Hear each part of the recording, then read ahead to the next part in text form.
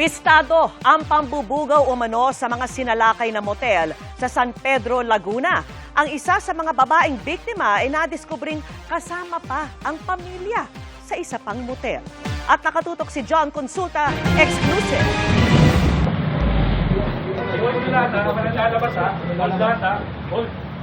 Pinasok ng mga tauhan ng National Bureau of Investigation o NBI ang tatlong motel sa San Pedro, Laguna kasama ang Department of Social Welfare and Development o DSWD. Labas!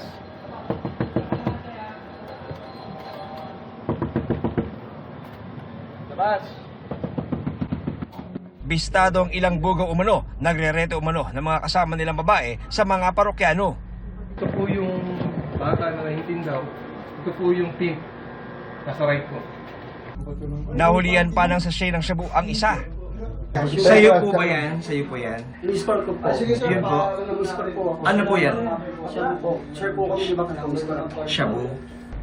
Ayon sa NBI NCR STG, sa loob na mismo ng mga motel, nagsasagawa ng transaksyon ang mga suspect at inilalako ang ilang minor de edad. May 4 na lugar dito, mga motels na ginagamit na prostitution din. Kumbaga, doon na mismo naka-standby sa loob mismo ng compound ng mga motel. At yung nilang bugaw, naghahanap ng customer, biyayaya sa labas, kaya check-in. Pero sa kabilang motel, ikinabigla ng NBI ang kanilang nadiskubre. Ang isang babaeng nailigtas sa operasyon, di pala nag-iisa. Dahil habang may kliyente, naka-check-in din sa halos katabing kwarto sa kaparehong motel ang kanyang pamilya. Kasama mo yun, sir? Nag-iipon lang po kami ng pera para makaalis po dito. Ito po mga bata. Sino po itong mga to? Mga anak po namin. May isang kwarto silang kinuha, may 2 anak. Tapos yung asawa niya, na parang tumatayo na hinahayaan niya yung asawa niya na pumasok dito sa prostitusyon.